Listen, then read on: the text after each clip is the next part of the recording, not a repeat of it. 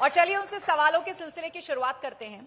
सचिन जी, राजस्थान में चुनावी माहौल बहुत गर्म है, लेकिन मैं इस सेशन की शुरुआत थोड़ा सा हटकर कर रही हूँ। हमें पता चला है कि आप राजमा चावल बहुत अच्छा बनाते हैं और कुकिंग को लेकर आपका नॉलेज काफी अच्छा है, लेकिन राजस्थान में तो दाल बाटी और प्याज की कचौरी खाई जाती है। अब कुकिंग की नॉलेज अगर आपको है तो आप जानते होंगे कि रोटी जो है वो पलटती है, उस हिसाब से तो क्या राजस्थान में इस बार बीजेपी की बारी है? ये सवाल सबके जहन में रहता है और आप ठीक कह रहे हैं कि पिछले 3 दशकों में जो परंपरा रही राजस्थान में वो हमेशा 5 साल में लोग बदलाव करते हैं, लेकिन परंपराएं टूटती भी हैं। और मैं ऐसा मानता हूं कि इस बार जो माहौल मैं देख रहा हूं, जो फीडबैक हमें मिला है, जो दौरे हम लोग कर रहे हैं, उसमें जनता एक बार फिर कांग्रेस को मौका देना चाहती है।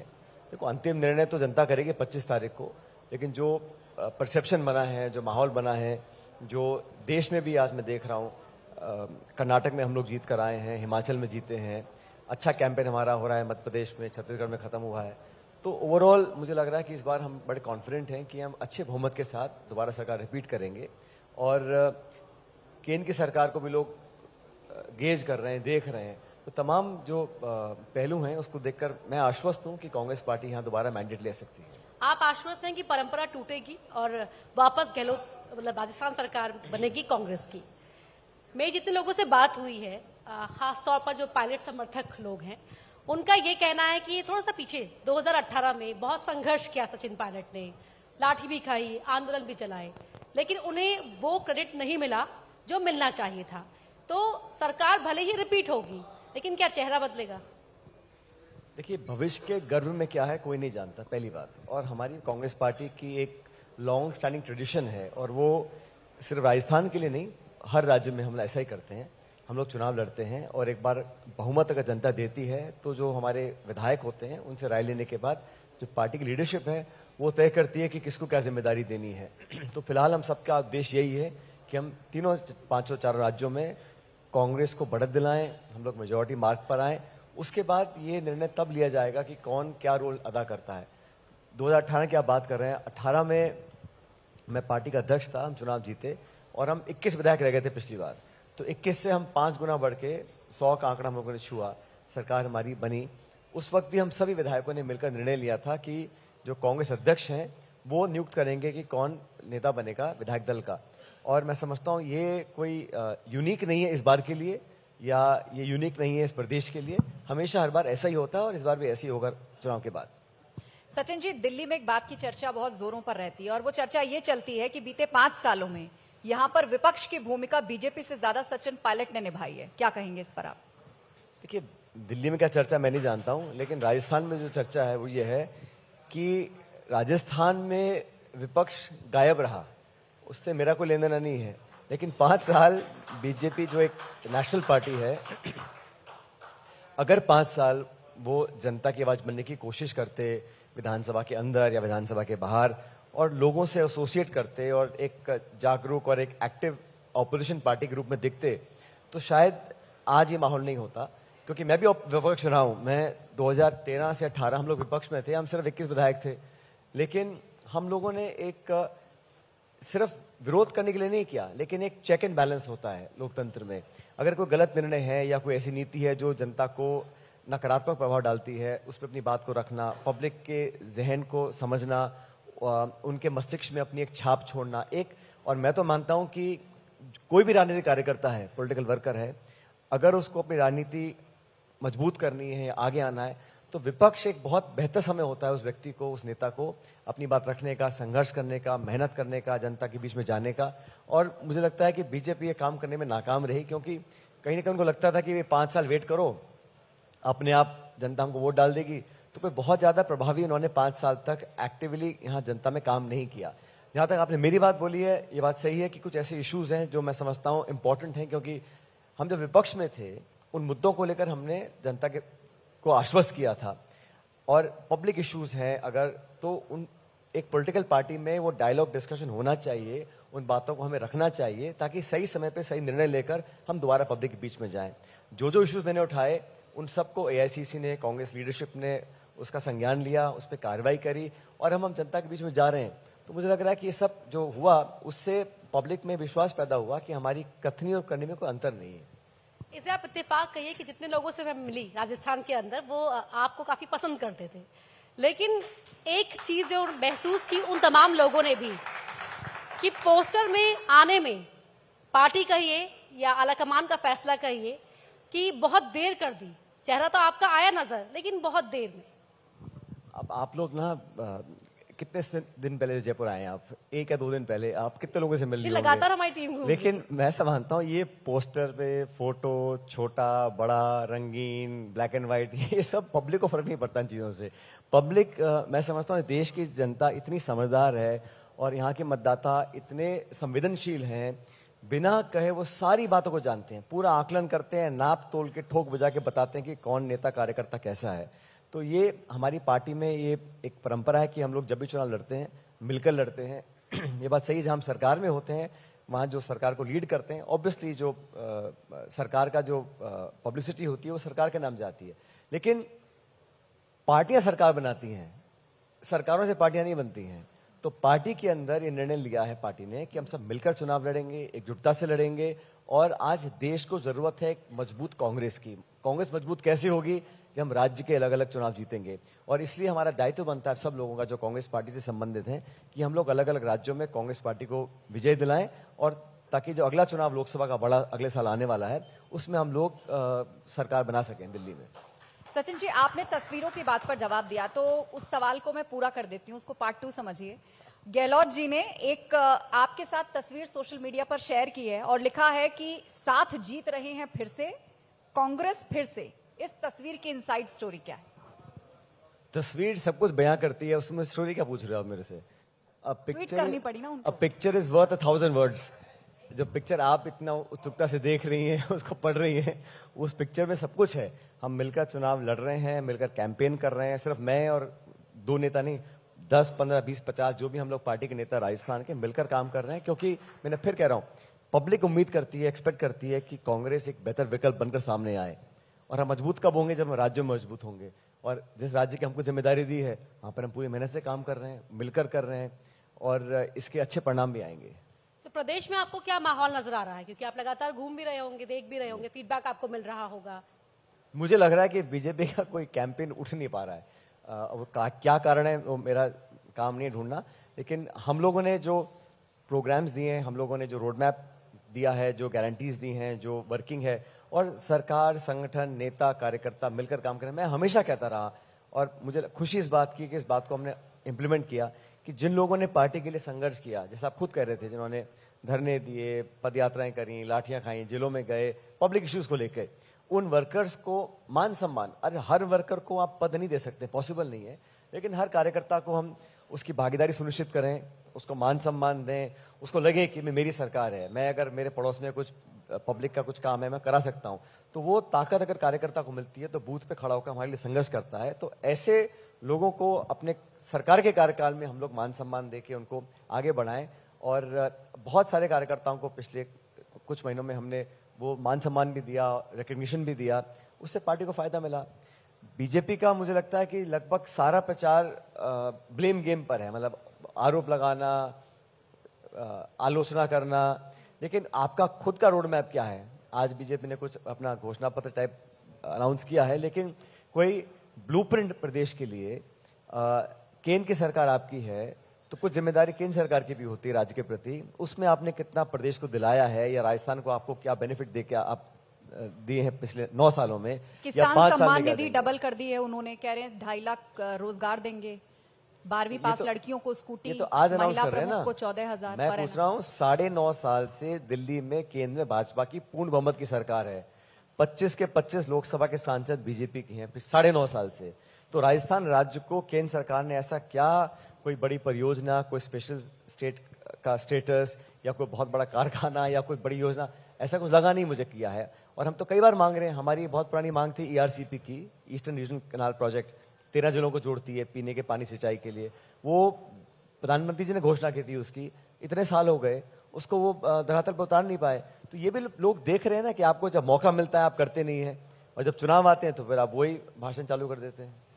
सचिन जी, एक सवाल ये भी है कि थोड़ा सा आंकड़ों की अगर हम बात कर ले तो कुछ ऐसे आंकड़े सामने आए जो राजस्थान की जनता के लिए आपको भी डिस्टर्ब करते होंगे कि बेरोजगारी को लेकर नंबर सामने आए, वो बहुत ही उत्साहित करने वाले नहीं थे। महिला अपराध मामलों में राजस्थान के जो आंकड़े सामने आए, क्या ये आंकड़े आपको भी चिंतित करते हैं, डराते हैं कि नहीं? देखिए, अपराध, महिला उत्पीड़न कहीं पर भी हो अस्वीकार्य है, जीरो टॉलरेंस, एक भी नहीं होना चाहिए।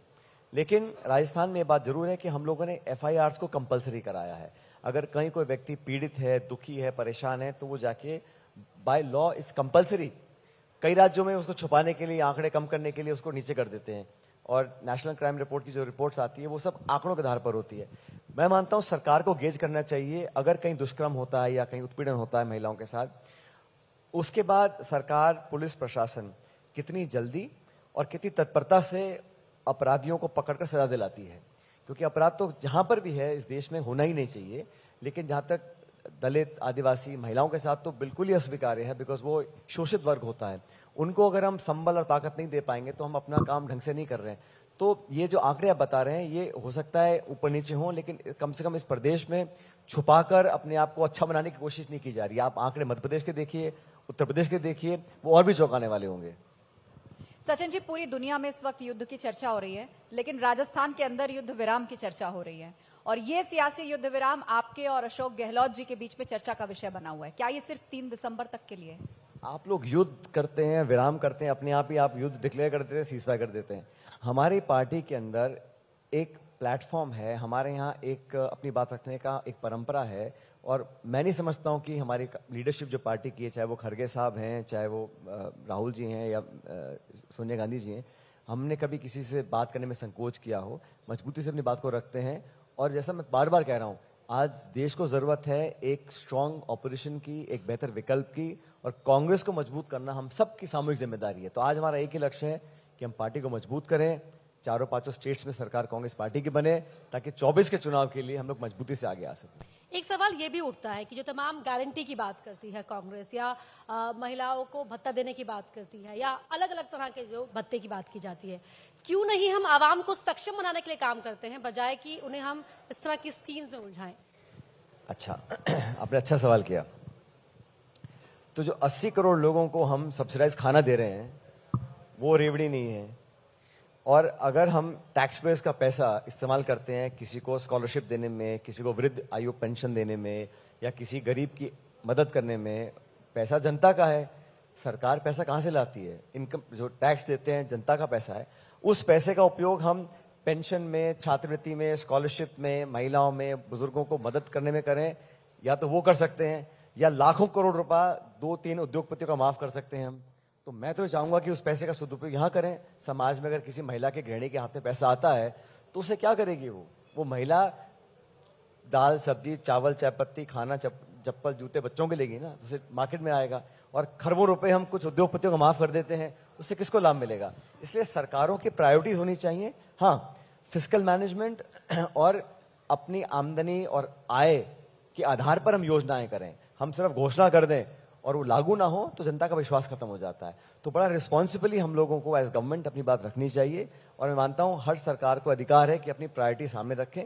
अगर प्रायोरिटी, हमारा राजस्थान में हमारा जीडीपी मेरे ख्याल देश में टॉप 3 स्टेट्स में है, तो अगर इन्वेस्टमेंट आ रहा है, आमदनी बढ़ रही है, उस पैसे का इस्तेमाल हम कहाँ करना है, ये सरकार के डिस्कशन पे होता है। और मैं व्यक्तिगत रूप से मानता हूं कि लोगों की भलाई करने में, लोगों को आर्थिक मदद देने में, जो गरीब तबका है, जो पिछड़ा है, और किसी की कॉस्ट पे नहीं हो रहा है, तो ये वेलफेयर स्कीम जो है ये समाज का बहुत बड़ा हिस्सा है। इसको नकारात्मक रूप से नहीं देखना चाहिए। राजस्थान में कांग्रेस का असली पायलट कौन है? आपको लग रहा है कि चुनाव प्रचार में जितना इस्तेमाल आपका होना चाहिए था, क्या हो रहा है? राजस्थान कांग्रेस में असली पायलट हमारा कांग्रेस का कार्यकर्ता है, जो बूथ में, ठंड में, गर्मी में, बारिश में, हर परिस्थिति में कांग्रेस पार्टी का झंडा लेके खड़ा हुआ है। क्योंकि हम सब, ये पार्टी 130 साल पुरानी पार्टी है, और इसमें कई नेता आए, चले गए, और आएंगे और चले जाएंगे, लेकिन जो वर्कर है, जिसके कंधों पे खड़े होकर हम पदों पर पहुंच रहे हैं, असली पायलट तो वही है, मैं मानता हूं। तो पायलट क्या निस्वार्थ भाव से भी फिलहाल मेहनत करने में लगे हुए हैं? वाकई कोई स्वार्थ नहीं है मन में? मेरे को 23-24 साल हो गए राजनीति में। जब मुझे कोई दायित्व दिया है संगठन का, सरकार का, दिल्ली में, प्रदेश में, संसद में, विधानसभा में, उस दायित्व को मैंने पूरी जिद से, पूरी शिद्दत से और पूरी मेहनत से निभाया है। और जब जब मुझे जो जिम्मेदारी दी है उससे मैं कभी संकोच मैंने कभी किया नहीं है। और मैं जब जो काम करता हूं तो फिर पूरी ताकत से करता हूं और उसके सकारात्मक परिणाम आने तक करता रहता हूं। इसलिए मुझे लग रहा है कि हम जो मेहनत कर रहे हैं उसका फायदा और लाभ प्रदेश को मिलेगा, जनता को मिलेगा, कांग्रेस को मिलेगा। सचिन जी, कल वर्ल्ड कप में आपने विराट कोहली की पारी देखी होगी, कितने सधे हुए अंदाज में खेले और एक विनिंग पारी खेली, शतक बनाया। तो क्या सचिन पायलट भी सियासी पारी उसी तरह खेल रहे हैं? मैं समझता हूं विनिंग पारी क्या आला कमान की तरफ से आपको कोई भरोसा दिया गया है? ऐसा है, शतक अर्धशतक बनाना एक बाय प्रोडक्ट है और जैसा हर एक टीम प्लेयर को करना चाहिए कि टीम जीतनी चाहिए। अगर वो शतक बनाते और हम मैच हार जाते उसका क्या फायदा था? फिर आप मेरी बात समझ रहे हैं? शतक बनाते और हम मैच हार जाते तो क्या फायदा था? तो मैच जीतना मतलब जरूरी कोई है। भरोसा मिला है आपको आला कमान की तरफ से? मैं कह रहा हूं ना, मैच जीतना जरूरी है पार्टी के लिए, देश के लिए, जनता के लिए। अगर मैच जीतने में कोई आधा सेंचुरी बनाता है, 6 छक्के मारता है या डबल सेंचुरी मारता है तो बहुत अच्छी बात है, लेकिन मैच पहले जीतना जरूरी है। खुद को आप टीम प्लेयर बता रहे हैं, लेकिन सितंबर के महीने में ये टीम प्लेयर क्यों रूठ गया था पार्टी से? मुझे लगता है कई लोगों को सारी जानकारियां नहीं होंगी, इसलिए नाना प्रकार की बातें कही जाती हैं, सुनाई जाती हैं। और आजकल मोबाइल फोन है, व्हाट्सएप पे सब बातें करते हैं, लेकिन मूलतः जो मुद्दे थे वो मैंने पार्टी के सामने रखे। और मैं फिर कह रहा हूं, मुझे खुशी है कि उन सब इश्यूज को, यंग लोगों के इश्यूज को, पार्टी के, सरकार के, उन सब इश्यूज पर अखिल भारतीय कांग्रेस कमेटी ने एक पॉजिटिव और एक सपोर्टिव रोल अदा किया और उसकी वजह से मुझे लगता है पार्टी को बल भी मिला है। तो ये रूठना मनाना तो व्यवहारों में होता है। जब आप एक पॉलिटिकल फील्ड में काम करते हैं तो आपको अपनी प्राथमिकता और जनता के प्रति जवाबदेही, ये हमारी प्रायोरिटी होनी चाहिए। और मुझे लगता है कि राजस्थान में जब से हम काम कर रहे हैं, मुझे भी 2 दशक हो गए, तो पब्लिक के अंदर आंसरेबिलिटी होनी चाहिए, जवाबदेही होनी चाहिए। उसको पूरा करने के लिए मैंने हर वो काम किया है। और अंतिम जो है, ना तो कोई न्यूज एंकर, ना कोई व्हाट्सएप रूमर या टेलीविजन, जो बटन दबेगा उससे परिणाम निकलेगा। 25 तारीख को मुझे पूरा विश्वास है कि लोग पूरी हिम्मत के साथ कांग्रेस पार्टी को आशीर्वाद देंगे और 3 तारीख को जब परिणाम आएगा तो हम सरकार बनाएंगे। सचिन जी, आप युवा नेता हैं, कुछ युवाओं से जुड़े मुद्दों की बात कर लेते हैं। बीजेपी पेपर लीक को एक बड़ा इश्यू बना रही है, आपको लग रहा है कि इसे हैंडल करने में आपकी सरकार से कोई चूक हुई है? देखिए, पेपर लीक हुए हैं, हर जगह हुए हैं, और मैं ऐसा मानता हूं कि किसी को अधिकार नहीं है कि नौजवानों के भविष्य से हम खिलवाड़ करें। बच्चे ग्रामीण क्षेत्र के शहरों में आते हैं, कोचिंग लेते हैं, पैसा खर्च करते हैं, ट्यूशन पढ़ते हैं, हॉस्टल में रहते हैं, 1-2 साल मेहनत करते हैं और फिर पेपर आउट हो जाता है, फिर कैंसिल हो जाता है। उन पर क्या बीतती होगी? ऐसे हजारों लाखों बच्चे परिवार हैं, तो उनके प्रति अगर हम संवेदनशील नहीं होंगे और फिर वो नौजवान अगर हताश हो जाएगा इस देश का, तो फिर देश के लिए बड़ी चुनौती है अगर उसका वो फेथ सिस्टम में खत्म हो जाएगा। इसलिए इन इश्यूज को मैंने उठाया था और मुझे खुशी है कि फिर वही कह रहा हूं, संज्ञान लेकर पार्टी ने सरकार को निर्देशित किया और मुझे खुशी इस बात की कि सरकार ने एक नया कानून बनाया है जहां पेपर लीक से अगर कोई इन्वॉल्व होगा उसकी सजा का दायरा बढ़ा के उम्र कैद कर दिया है। पहला स्टेट पूरे देश में जहां उम्र कैद की सजा है पेपर लीक पे, तो अंकुश लगाने के लिए एक डेटरेंट साबित होगा। पेपर लीक बहुत जगह होते होंगे, लेकिन मैं मानता हूं किसी भी सरकार को, कोई भी व्यक्ति हो, पेपर लीक जैसे इश्यूज पे हमें बहुत संवेदनशील होकर काम करना चाहिए, क्योंकि इसमें देश और युवाओं का भविष्य जुड़ा हुआ है। आज टेक्नोलॉजी है, पेपर लीक ही ना हो इसके लिए क्या तैयारी है? इसके बारे में सोचा जाना चाहिए। इसका पूरा जो इकोसिस्टम है, कहां से होता है, क्यों होता है, तब बल्कि मैं तो कह रहा हूं, आज भी कह रहा हूं आपके सामने, जांच होनी चाहिए और जांच हो भी रही है। अगर कोई व्यक्ति पकड़ा जाता है या तथ्यात्मक प्रमाण मिलते हैं किसी के इन्वॉल्वमेंट में, सख्त कार्रवाई करनी चाहिए, पूरी ताकत के साथ एक उदाहरण बनाना चाहिए। लेकिन ऐसा नहीं हो सकता कि आप चुनाव की घोषणा हो जाए फिर आप केंद्र सरकार की एजेंसीज को भेज दो लोगों के घर पे छापा डालने के लिए, डालने धमकाने के लिए कि भाई हम कार्रवाई कर रहे हैं। ये पॉलिटिकली मोटिवेटेड लगता है, पब्लिक का परसेप्शन है, ये मैं खुद नहीं कह रहा हूं। इसलिए इन इश्यूज पे तो हमें इसको ना तो करना चाहिए पॉलिटिसाइज, लेकिन इसका समाधान ढूंढने के लिए कार्रवाई करनी चाहिए और प्रशासन, सरकार किसी की भी हो, अगर कोई इन्वॉल्व है उस पर सख्त कार्रवाई होनी चाहिए। इसमें कोई मुझे संकोच नहीं कहने में। युवाओं से जुड़ा हुआ एक और मुद्दा है बेरोजगारी का। बेरोजगारी के आंकड़े जाहिर तौर पर उत्साहित करने वाले नहीं है, लेकिन आप ही की सरकार में एक मंत्री कहते हैं कि क्योंकि हम बेरोजगारी भत्ता देते हैं इसीलिए ये आंकड़े ज्यादा है। मैंने ऐसा स्टेटमेंट देखा नहीं, लेकिन ये बात सच है, क्योंकि आपने इशू टच किया। जब से देश आजाद हुआ है तब से लेके आज तक हिंदुस्तान में सबसे ज्यादा बेरोजगारी आज है। हिंदुस्तान में, 1 मिनट के लिए आप राजस्थान के बाहर जाइए, तो जो लोग 9.5 साल से दिल्ली में शासन कर रहे हैं, कुछ प्रतिशत जिम्मेदारी तो उनकी भी होती होगी, जो कहते थे कि हर साल हम 2 करोड़ रोजगार देंगे, किसान की आमदनी दुगनी कर देंगे। तो देश में जो अर्थव्यवस्था बनी हुई है, जो अमीर गरीब की खाई बढ़ी है, जो नोटबंदी हो गई, जीएसटी हो गई, और जो आर्थिक स्थिति आज है महंगाई की और लघु उद्योगों के बंद होने की, उसके लिए कोई तो जिम्मेदार होगा ना। तो बेरोजगारी निश्चित रूप से बड़ा इशू है, लेकिन जो वादा कर चुके हैं 2 करोड़ रोजगार देने का, वो कुछ नहीं करेंगे, तो फिर ये हालात होंगे। इस पे सबको मिलकर काम करना चाहिए। राजस्थान में गुर्जर वोट बैंक पर आपकी पकड़ है, देश में जातिगत जनगणना की बात चल रही है, आप क्या सोचते हैं? कि 8 करोड़ लोग रहते हैं इसमें प्रदेश में, और ये हम सब कभी गलती कर देते हैं। हम लोग ओवर सिंप्लीफाई करते हैं, ये जाति है, ये कास्ट है, ये गोत्र है, ये रीजन है। पब्लिक समझदार है, और जो सामूहिक जो पब्लिक गुड है वो सबके लिए है। अगर कोई रेल लाइन बनती है, पुलिया बनती है, सड़क बनती है, उसमें एक ही पार्टी के लोग चलेंगे या एक ही धर्म, एक समाज के लोग जाएं, ऐसा नहीं होता है, सबके लिए होता है। जहां तक राजनीति की बात है, एक सेंटिमेंट होता है, उसमें किसी जाति विशेष या धर्म विशेष की बात करना मैं समझता हूं गलत होगा। लेकिन प्रदेश के अंदर जब भी कोई सरकार बनती है, उसमें सबका योगदान होता है। ये कहना गलत होता है कि इसमें एक वर्ग ने दिया, एक ने नहीं दिया। अब आप लोग क्या है, चुनाव होता है, फिर एनालिसिस करते हो। जातिगत जनगणना होनी चाहिए कि जातिगत नहीं? जनगणना निश्चित रूप से हमारी पार्टी का एक स्पष्ट निर्णय लिया वर्किंग कमेटी ने, होनी चाहिए। और इसलिए 2 मिनट दीजिए मेरे को, क्यों होनी चाहिए। हम बजट देते हैं, घोषणाएं करते हैं, स्कीम्स लॉन्च करते हैं, समाज के उस तबके को जो जरूरत है, अगर हमें पता ही नहीं है कितने लोग हैं, कितनी आबादी है, कहां रह रही है, किस आर्थिक हालात में रह रहे हैं, तो हम उसको साइंटिफिकली, इकोनॉमिकली कैसे बेनिफिट कर पाएंगे। आप अगर आंकड़ा, जातिगत जनगणना किस लिए चाहिए, समझिए, हमें असलियत पता पड़े। कुछ ऐसे लोग हो सकते हैं जिनको बहुत ज्यादा लाभ मिल रहा है, और कुछ ऐसे को कुछ नहीं मिल रहा, क्योंकि जब तक हमारे पास तथ्यात्मक आंकड़े नहीं होंगे, हम साइंटिफिकली स्कीम्स, प्रोग्राम्स, बजट्स को डिलीवर नहीं कर पाएंगे। भारत सरकार, राज्य सरकारें टारगेटेड सेगमेंट्स को पहुंचाने के लिए, आजकल टेक्नोलॉजी हमारे पास है। अगर मुझे पता है कि यहाँ 100 में से 25 लोग बहुत गरीबी हालत में रह रहे हैं, हम 25 तक पहुंच सकते हैं। अगर मैं आंकड़ा हमारे पास नहीं होगा तो हम कैसे पहुंचेंगे। और इसमें आपत्ति किसी को नहीं होनी चाहिए, क्योंकि ये कहना कि इससे जातिवाद फैल जाएगा, मैं तो कह रहा हूं उससे खत्म होगा। अगले 2, 5, 10 साल में उन लोगों को हम उस लेवल पर ले आएंगे, फिर ये सब आर्थिक जो डिस्पैरिटीज हैं खत्म हो जाएंगी। तो जनगणना होनी चाहिए, ये आर्थिक और सामाजिक, इसमें समाज को लाभ मिलेगा लॉन्ग टर्म में। जो विरोधी है तो वो तो कह रहे हैं कि कांग्रेस जातिगत जनगणना के नाम पर समाज को बांटने का ही काम विरोधी तो कुछ तो कहेंगे ना, क्या कहें, वो कह सकते हैं। आप मुझे बताइए, अगर कांग्रेस पार्टी कुछ कहती है तो आप उम्मीद करते हैं विरोधी बोलेंगे हाँ बहुत अच्छा काम कर रहे हैं। वो जमाने चले गए, अब कोई कहने वाला नहीं है। मन में अगर होगा तब भी नहीं बोलते हैं।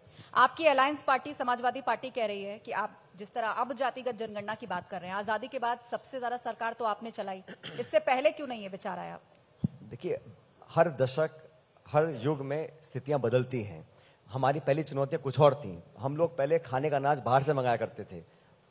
ये बात करते हैं आज आत्मनिर्भर की। भारत को आत्मनिर्भर तब बना जब हमने हुआ, ग्रीन रेवोल्यूशन हुआ, व्हाइट रेवोल्यूशन हुआ, इंदिरा जी के टाइम हुआ, नेहरू जी के टाइम हुआ। हमारे भारत में बहुत कमियां थी। जातिगत जनगणना पर नहीं सोचा गया? अरे भाई, मैं कह रहा हूं जब खाने को अनाज नहीं है तो बाकी काम आदमी होंगे ना। लेकिन आज मुझे लग रहा है ये एक वास्तविकता बनी है। इसको ना, बजाय इसको पॉलिटिसाइज करने के, इस पर सकारात्मक रुख रखना चाहिए। और अगर आंकड़े सामने आते हैं तो उसमें किसी को हर्ज क्या होता है। लेकिन अलायंस कितना मजबूत है, बात अलायंस बहुत मजबूत है। लेकिन कैसे? सचिन जी, मध्य प्रदेश में ऐसी भी खड़ी है, आप किसी एक स्टेट में, किसी एक दल की कुछ सीटों के ऊपर जो अभी मीडिया में आया, उसको बेस बना के आप मत समझिएगा। क्योंकि देखिए, इंडिया अलायंस जो है ये एक नेशनल अलायंस है, और बहुत जल्द हम लोग लोकसभा सीटों के बंटवारे पर चर्चा करेंगे। हो सकता है किसी स्टेट में किसी पार्टी की कुछ सीटों के ऊपर हमारा अंडरस्टैंडिंग ना बनी हो। मैं आज फिर कहता हूं, जो कुछ मध्य प्रदेश के संदर्भ में आप कह रही हैं, उसे हम बेहतर हैंडल कर सकते थे। बहरहाल वो टाइम निकल गया, लेकिन अब संवाद करने के बाद, क्योंकि हर नेता और हर दल की अहमियत है, और कहीं ना कहीं गिव एंड टेक करना पड़ेगा। क्योंकि इतना बड़ा अलायंस है तो लोगों की सेंसिटिविटीज भी होती हैं, लोगों की अपेक्षा भी होती हैं। उन सबको समेट के हम लोगों को अपना, हमने, और हमारा अलायंस का उद्देश्य क्या है, 24 में लोकसभा के अंदर हम सरकार बनाएं, इसलिए कुछ गिव एंड टेक करना पड़ेगा। लेकिन मैं नहीं समझता हूं कि किसी एक या दो राज्य में, किसी एक या दो दल के कुछ कहने ना कहने से बहुत ज्यादा फर्क पड़ेगा। अंत में हमारा जो लक्ष्य है वो नेशनल इशू है, और उस पर हम लोग पूरी तरह कमिटेड हैं, इसमें कोई किसी को दोहराई नहीं होनी चाहिए। क्या यही एडजस्टमेंट आपने डीएमके के साथ किया जब सनातन को डेंगू और मलेरिया उदयनिधि स्टालिन की तरफ से कहा गया? कांग्रेस पार्टी ने कभी इसको कंडोन नहीं किया। किसी ने क्या बोला? अब अगर इतनी पार्टियां हैं, अगर सब पार्टियों की सारी सोच, सारी रणनीति, आइडियोलॉजी एक ही हो, सब मर्जी नहीं कर जाते सारे के सारे।